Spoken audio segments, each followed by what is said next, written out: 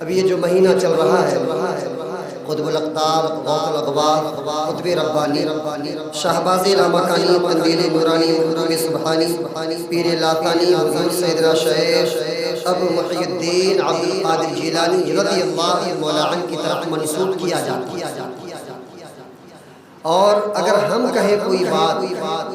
یہ تو ہر سنی مانتا ہے کہ غوث اعظم کی پوری کائنات میں مقبولیت کی یہ دلیل ہے کہ وہ بارگاہ خدا و بارگاہ مصطفیٰ میں مقبول ہو چکے، یہ ہر سنی مقبول کرتا ہے۔ اس کے متعلق تحریر فرماتے ہیں کہ بعض اولیاء اللہ ایسے بھی گزرے ہیں کہ خواب میں یا حالت غیبت میں، خود لکھتے ہیں اشرف علی تھانوی خود اپنی زبان سے کہتے ہیں، وہ کہتے ہیں کہ بعض اولیاء اللہ ایسے بھی گزرے ہیں کہ خواب میں یا حالت غیبت میں روز مرہ ان کو دربار نبی میں حاضری کی دولت نصیب ہوتی ہے۔ روز مرہ، ایک دن نہیں، دو دن نہیں، روزانہ۔ کچھ ایسے اولیاء اللہ گزرے ہیں جن کو روزانہ بارگاہ رسالت مآب صلی اللہ علیہ وسلم میں حاضری نصیب ہوتی ہے، اور آپ فرماتے ہیں ایسے حضرات صاحب حضوری کہلاتے ہیں جن کو روز مرہ کی زندگی میں نبی کریم صلی اللہ علیہ وسلم کی مقدس بارگاہ میں حاضری نصیب ہو تو ایسے حاضریوں کو حضوری کہلاتے ہیں۔ آپ فرماتے ہیں کہ انہی میں سے ایک حضرت شیخ عبد المحدث دہلوی رحمۃ اللہ تعالیٰ علیہ ہے، اور پھر انہی میں سے آپ فرماتے ہیں اسی دولت سے مشرف سے اور انہیں بھی ساتھ ہی ساتھ حضرت شیخ عبد القادر جیلانی رضی اللہ تعالیٰ عنہ کا نام شمار۔ اور آپ اٹھا کر کے دیکھیں تو آپ کو اندازہ ہوگا کہ آج ہم بڑی ہی عقیدت و محبت کا چراغ اپنے دلوں میں روشن کرتے ہیں۔ آپ کسی بھی شخص سے محبت کریں، محبت کرنے سے پہلے آپ یہ دیکھیں کہ بیچ میں کیا ہے اور کس کے ذریعے آپ محبت کر رہے ہیں، کس کے لیے محبت کر رہے ہیں۔ اگر آپ اپنے امام سے محبت کرتے ہیں تو کہیں نہ کہیں اس میں یہ شامل حال ہوتا ہے کہ میں امام سے محبت کرنے کی وجہ یہ ہے کہ میرا امام رکوع سے لے کر کے سجود تک اور سجود سے لے کر کے قعود تک تمام مسائل میں وکیل امت ہوا کرتا ہے امام، اس وجہ سے امام سے محبت کرتے ہیں۔ حرام اور حلال کی تمیز امام پیدا کراتا ہے، اس لیے امام سے محبت کرتے ہیں ہم۔ امام ہمیں غلط اور صحیح کا امتیاز پیدا کراتا ہے، اس لیے محبت کرتے ہیں ہم۔ کوئی ذاتی مفاد کے لیے محبت نہیں کرتا ہے، کوئی ذاتی مسائل کے لیے محبت نہیں کرتا ہے۔ تو نبی کریم صلی اللہ تعالیٰ علیہ وسلم نے ارشاد فرمایا کہ اگر کوئی شخص کسی شخص سے محبت کرتا ہے اور اس کا مقصد فقط اتنا ہے کہ اللہ اور اس کے رسول کی رضا کی خاطر محبت کرتا ہے تو بے شک محبت ایسی ہی ہونی چاہیے کہ اگر تم کسی بندے سے محبت کرو تو اللہ کی رضا کے لیے کرو، کسی بندے سے عداوت کرو تو اللہ کی رضا کے لیے کرو۔ الحب للہ والبغض للہ، اللہ کے بندوں سے دوستی ہے تو اللہ کے لیے، اللہ کے بندوں سے دشمنی ہے تو اللہ کی، فقط اللہ کے۔ تو انہی تمام امور میں ایک امور یہ بھی آتا ہے کہ اگر سرکار غوث پاک سے محبت کرتے ہیں تو اس کی وجہ کیا ہے، اس کی وجہ کیا ہے؟ سرکار غوث پاک سے اگر کوئی محبت کرتا ہے تو اس کا مقصد ایک ہی ہوتا ہے کہ یہ اللہ والے، یہ اللہ والے ہیں۔ تو غوث پاک سے محبت کرنا یہ اللہ کی رضا کی خاطر ہے، کیونکہ اللہ ان سے محبت فرماتا ہے تو ہمیں بھی ان سے محبت کرتے ہیں۔ اولیاء کرام کی محبت کے بھی کیا کہنے، وہ پاکیزہ محبت ہے۔ حضرت انس بن مالک رضی اللہ تعالیٰ عنہ فرماتے ہیں کہ ایک مرتبہ ایک شخص بارگاہ رسالت مآب صلی اللہ علیہ وسلم میں حاضر ہوا اور عرض کیا کہ مت الساعہ، یعنی یا رسول اللہ صلی اللہ علیہ وسلم قیامت کا علم رکھتے ہیں۔ آپ فرماتے ہیں یا رسول اللہ صلی اللہ علیہ وسلم آپ قیامت کا علم رکھتے ہیں، قیامت کب آنے؟ آپ نے فرمایا کہ آپ کو معلوم تھا کہ قیامت کب آئے گی، تبھی تو آپ صلی اللہ علیہ وسلم نے قیامت کی نشانیاں بیان فرمائیں، تبھی تو آپ نے قیامت کی نشانیاں بیان فرمائیں۔ قیامت کس دن آئے گی یہ بھی بتایا، کس تاریخ کو آئے گی یہ بھی بتایا، ہاں صرف سال نہیں بتایا اس لیے کہ سال بتانے کی اجازت نہیں۔ چنانچہ صحابی رسول صلی اللہ علیہ وسلم نے حضور صلی اللہ علیہ وسلم سے عرض کیا، پوچھا کہ قیامت کب آئے گی؟ تو آپ نے فرمایا، آپ نے ان کا جواب دینے کے بجائے فرمایا وَمَاذَا أَغْدَدْتَ لَهَا، تم نے قیامت کے لیے کیا تیاری؟ صحابہ سے پوچھا کہ تم نے قیامت کے لیے کیا تیاری کی ہے؟ صحابہ کا سوال یہ ہے کہ یا رسول اللہ قیامت کب آئے گی؟ تو سرکار نے قیامت کے حالات نہیں بتایا کہ کب آئے گی۔ آپ نے فرمایا وَمَاذَا أَغْدَدْتَ لَهَا، تم نے قیامت کے لیے کیا تیاری کی ہے؟ صحابہ کرام رضوان اللہ تعالیٰ علیہم اجمعین نے عرض کیا یقیناً نمازیں بھی پڑھتے تھے، تلاوت بھی کرتے تھے، روزے بھی رکھتے تھے، نیکیوں پر نیکیاں بھی کرتے تھے، مگر صحابی رسول رضی اللہ عنہ اجمعین نے مبارک انداز ہے کہ آپ نے کسی نیکی پر بھروسہ نہیں کیا، آپ نے کسی نیکی پر بھروسہ نہیں کیا، بلکہ عاجزی کرتے ہوئے عرض کیا کہ لا شیء، یعنی یا رسول اللہ صلی اللہ علیہ وسلم میں کوئی تیاری نہیں کیا، قیامت کے لیے کوئی تیاری نہیں کر پایا، نمازیں تو ہیں، نیکیاں تو ہیں، مگر ان پر بھروسہ نہیں ہے۔ اللہ پاک چاہے تو قبول فرمائے، نہ چاہے تو قبول نہ فرمائے۔ الا ان احب اللہ ورسولہ، البتہ میرے پاس ایک دولت ہے۔ صحابہ نے نماز کو پیش نہیں کیا، روزہ کو پیش نہیں کیا، حج کو پیش نہیں کیا، روزے کو پیش نہیں کیا، زکوٰۃ کو پیش نہیں کیا۔ صحابہ نے کہا یا رسول اللہ صلی اللہ علیہ وسلم کوئی چیز نہیں ہمارے پاس قیامت کے لیے، فقط ایک چیز ہے۔ سرکار نے فرمایا بتاؤ کیا چیز ہے قیامت کے لیے؟ تو انہوں نے کہا یہی ایک سہارا ہے، اور وہ یہ ہے کہ اللہ پاک اور اس کے پیارے محبوب صلی اللہ تعالیٰ علیہ وسلم سے ہم محبت کرتے ہیں۔ سرکار مصطفیٰ صلی اللہ علیہ وسلم نے جیسے اتنا سنا، صحابی تھے،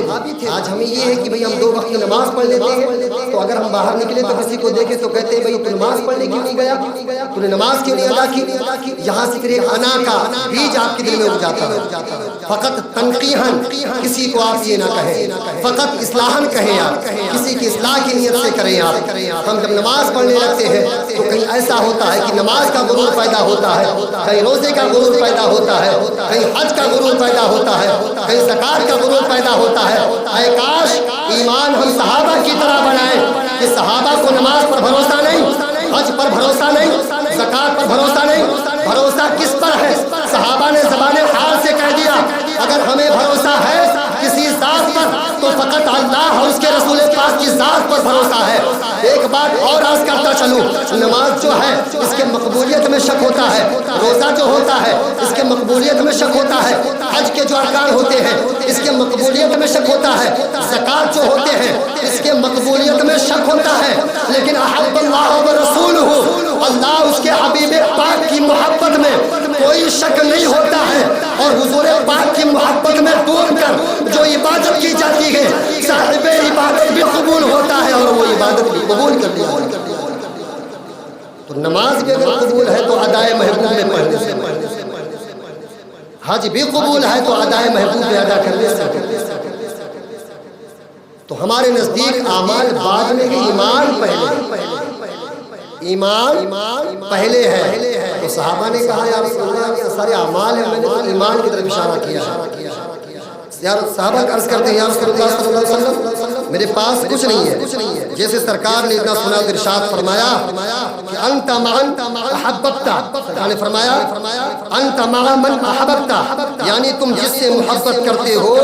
قیامت کے دن اسی کے ساتھ رہو گے۔ تم جس سے محبت کرتے ہو قیامت کے دن اسی کے ساتھ رہو گے۔ اور اولیاء کرام سے محبت کرنے والوں اپنی زندگی پر رشک کرو، اپنی قسمت پر ناز کرو، ان کی کیسی نرالی شان ہے۔ مسلم شریف کی حدیث پاک ہے کہ رسول خدا صلی اللہ علیہ وسلم نے فرمایا کہ بے شک روز قیامت اللہ پاک فرمائے گا میرے جلال یعنی میری عظمت کی خاطر آپس میں محبت رکھنے والے کہاں ہیں؟ آج جب کہیں کوئی سایہ نہیں ہے میں انہیں اپنے عرش کا سایہ عطا فرماؤں گا، اپنے عرش کا سایہ عطا فرماؤں گا۔ اور محبت اولیاء کی بے شمار فضائل و برکات ہیں۔ غوث اعظم رضی اللہ تعالیٰ عنہ سے ہم بے پناہ محبت کرتے ہیں، اور ہم انہیں قطب الدین بھی مانتے ہیں، محی الدین بھی مانتے ہیں، اور قدوۃ السالکین بھی مانتے ہیں، زبدۃ العارفین بھی مانتے ہیں۔ اور یہ جو ولی کی محبت ہوتی ہے نا، یہ ولی کی محبت من جانب اللہ ہوا اللہ کی جانب سے ہوتی ہے۔ اور اس کے تعلق سے نبی کریم صلی اللہ علیہ وسلم ارشاد فرماتے ہیں کہ جب اللہ تبارک و تعالیٰ کسی بندے سے محبت فرماتا ہے تو اس کی ابتدا پہلے وہ اپنی ذات سے کرتا ہے، پہلے وہ خود محبت فرماتا ہے، پھر ملائکہ محبت فرماتے ہیں، پھر اس محبت کو زمین پر اتارا جاتا ہے، پھر جس کا دل محبت اولیاء کے قابل ہوتا ہے اس دل میں ولی کی محبت ڈال دی جاتی ہے، اس دل میں ولی کی محبت ڈال دی جاتی ہے۔ سرکار غوث پاک رضی اللہ تعالیٰ عنہ کی ذات بابرکات، وہ ذات بابرکات ہے کہ آپ نہ علمی فقاہت میں آپ کا کوئی جواب ہے، نہ علمی بصیرت میں آپ کا کوئی جواب ہے۔ یہی سرکار غوث پاک رضی اللہ تعالیٰ عنہ ہے کہ آپ کے دور میں حضرت عظیم محدث اور بر صغیر میں حدیث شریف کا عام کرنے والے شیخ حضرت شیخ عبدالحق محدث دہلوی رحمۃ اللہ تعالیٰ علیہ نے لکھا ہے کہ حضرت مفرد شیبانی رحمۃ اللہ تعالیٰ علیہ فرماتے ہیں کہ جب حضرت سیدنا شیخ عبدالقادر جیلانی رحمۃ اللہ تعالیٰ علیہ مشہور ہو گئے تو بغداد کے ذہین ترین 100 فقہائے کرام رحمۃ اللہ علیہ مجمعین نے کچھ اس طرح منصوبہ بنایا کہ ان میں سے ہر ایک الگ الگ اور مختلف علوم و فنون اور ہر طرح کے الگ الگ سوالات تیار کرے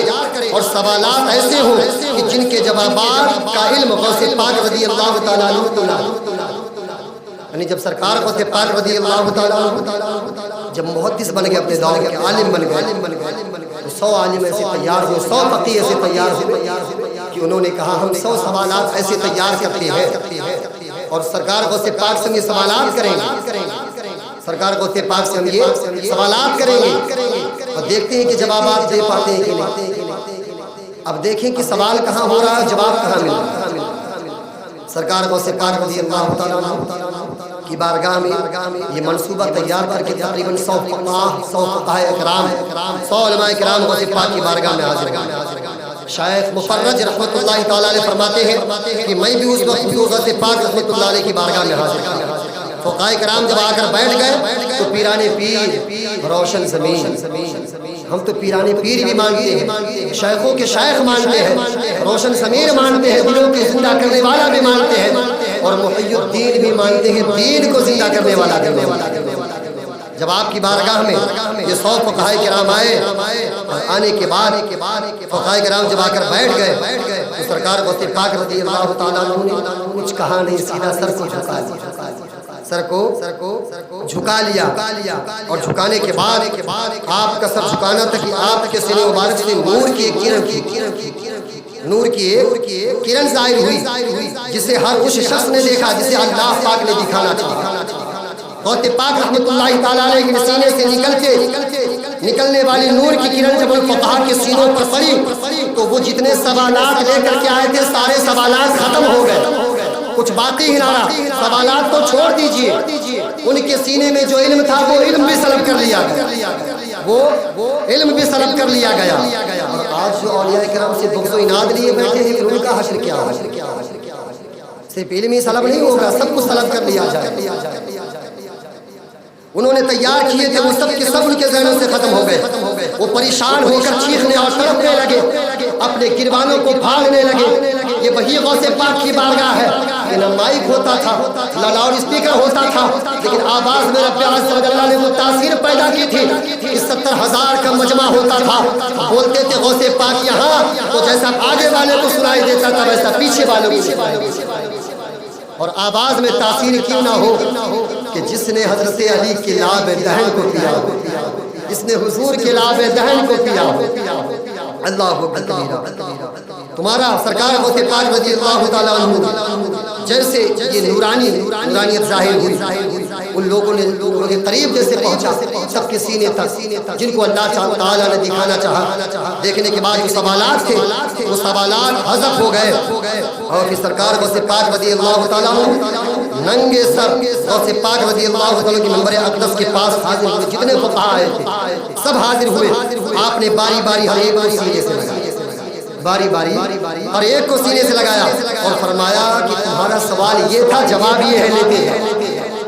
تمہارا سوال یہ ہے، جواب لیتے جاؤ۔ تیسرا آتا گیا، وہ بھی اس کے کان بھی آپ نے کہا کہ تمہارا سوال یہ تھا، جواب لیتے جاؤ۔ تمہارا سوال یہ تھا، جواب دیتے جاؤ، غوث پاک یہ ہے کیا؟ تو سرکار غوث پاک کہتے ہیں یہ قطب عالم یا قطب الدین یا سرکار غوث پاک کا کمال نہیں ہے، یہ کمال مصطفیٰ کا کمال ہے، یہ کمال علی مرتضیٰ کا ہے۔ زبان تو میری ہے لیکن علم علی کا بولا کرتا ہے، زبان تو میری ہے لیکن علم مصطفیٰ کا بولا کرتا ہے۔ سرکار غوث پاک رضی اللہ تعالیٰ عنہ یہ کہ بات دی کہ سب کو جواب ارشاد فرما دیے، تو شیخ مفرج رحمۃ اللہ تعالیٰ علیہ دیکھ کر کے خاموش کھڑے ہو گئے اور آپ کے قریب آئے۔ جب مجلس مبارک ختم ہوئی تو میں نے ان فقہا سے پوچھا کہ یہ کیا ماجرا ہے؟ انہوں نے بتایا کہ جب ہم یہاں آ کر بیٹھے تو یکدم سے کچھ ایسا بھول گئے جیسے ہمیں کچھ آتا ہی نہیں، اسی لیے ہم نے چیخ ماری اور اپنے کپڑے پھاڑ لیے، مگر جب غوث پاک رحمۃ اللہ تعالیٰ علیہ نے ہمیں اپنے مبارک سینے سے لگایا تو ہم میں سے ہر ایک کو علم بھی عطا کر دیا اور جواب بھی عطا فرما دیا۔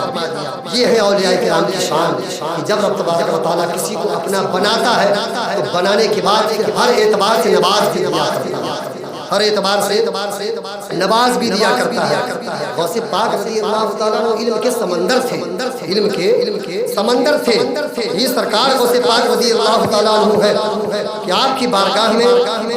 بے شمار سوالات آتے تھے، بے شمار سوالات آتے تھے۔ انہی میں سے چند سوالات یہ بھی ہوئے کہ ملک عراق میں ایک سوال یہ آیا کہ ایک شخص نے آپ پہلے تمام علماء کرام کو جمع کیا۔ حضرت شیخ عبد الرزاق جیلانی رحمۃ اللہ تعالیٰ نے فرماتے ہیں کہ ایک بار عراق کے علماء کے پاس ایک مسئلہ آیا، اس میں یہ لکھا تھا کہ ایک شخص نے اپنی بیوی کو یہ کہہ دیا کہ وہ اللہ پاک کی ایسی عبادت کرے گا۔ شوہر نے اپنی بیوی سے کہا کہ میں اللہ پاک کی ایسی عبادت کروں گا کہ جو اس وقت روئے زمین پر کوئی اور شخص نہ کرتا، اس وقت میں وہ عبادت کروں گا کہ روئے سرزمین پر کوئی شخص نہ کر رہا ہو۔ اگر وہ ایسا نہ کر سکا تو اس کی بیوی کو 3 طلاق دے۔ بہت پیچیدہ مسئلہ۔ اس نے کہا کہ میں ایسے عبادت کروں گا کہ روئے سرزمین پر اس وقت وہ عبادت کوئی نہ کر رہا ہو، اور اگر میں یہ عبادت نہ کر پایا تو میری بیوی تجھے 3 طلاق۔ کون سی ایسی عبادت کہ جو پوری کائنات میں نہ ہو، اور صرف وہ تنہا عبادت کر رہا ہو، پھر کائنات میں اس جیسی کوئی عبادت بھی نہ کرے۔ تمام علماء کرام وہاں پر جمع ہوئے عراق کے، اور ان الفاظ کے ادا کرنے کے بعد شوہر پریشان ہے کہ اس کی بیوی طلاق سے بچ جائے اور اس کی قسم بھی پوری ہو جائے، اب وہ کرے تو کرے کیا؟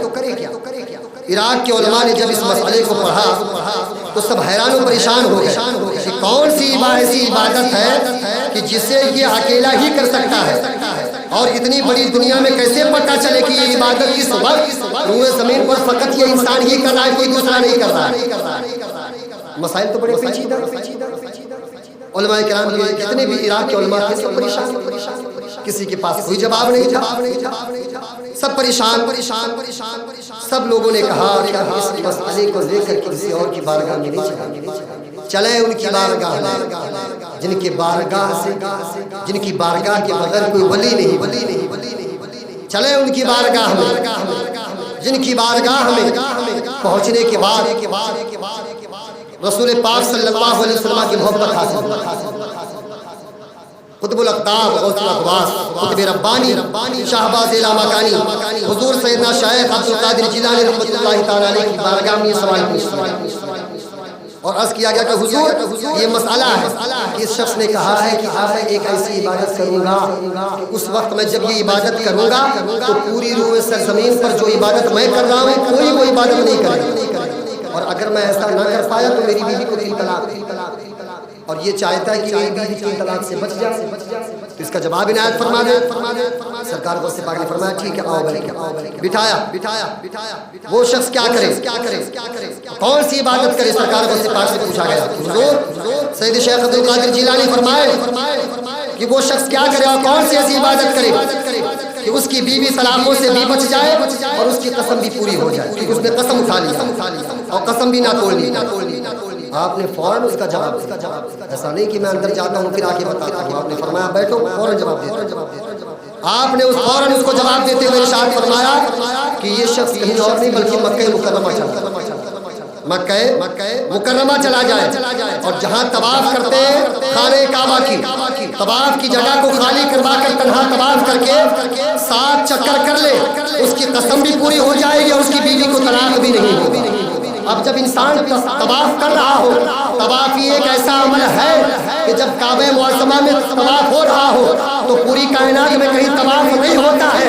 اور جب وہ مکہ معظمہ پہنچے گا سب کو باہر کر دے گا اور کہے گا یہ میرا مسئلہ ہے، طواف خانے کو خالی کر دیا جائے اور یہ شخص تنہا کھڑے ہو کر کے اور کعبہ معظمہ کے 7 چکر لگا لے، اس کے قسم بھی پوری ہو جائے گی اور اس کی بیوی کو طلاق بھی نہیں۔ یہ غوث پاک کی علم فقاہت و بشارت و بصیرت و نذیرت کیا جواب دیا۔ تبھی تو حیران و پریشان علماء نے جب آپ کو فوری جواب کو سنا تو حیران رہ گئے اور آپ کی علم کی داد دیتے ہوئے بہجت الاسرار میں یہ کہہ دیا کہ مفتی شرابی ہے قاضی ملت بھی، مفتی شرابی ہے قاضی ملت بھی ہے، علم اسرار سے بھی ماہر ہے عبد القادر۔ اور پھر آگے کہتے ہیں منبع فیض بھی ہے مجمع افضال بھی ہے، منبع فیض بھی ہے اور مجمع افضال بھی ہے، میرے عرفاں کا منور بھی ہے عبد القادر۔ بہرحال سامعین کرام، ہم نے جس کا دامن تھاما ہے اللہ تبارک و تعالیٰ نے مکمل طور پر ان کو اختیار عطا فرمایا ہے۔ ہم اولیاء کرام کے کشف و کرامات کو مانتے ہیں تو ان کے ذات ہی نہیں مانتے ہیں بلکہ عطائی مانا کرتے ہیں۔ آپ بھی خدا کے ہو جاؤ گے، خدا آپ کا ہو جائے گا، اور جب خدا کسی کا ہو جاتا ہے تو پھر زبان تو اس کی ہوتی ہے لیکن کرنا خدا کا ہوتا ہے۔ مولا کریم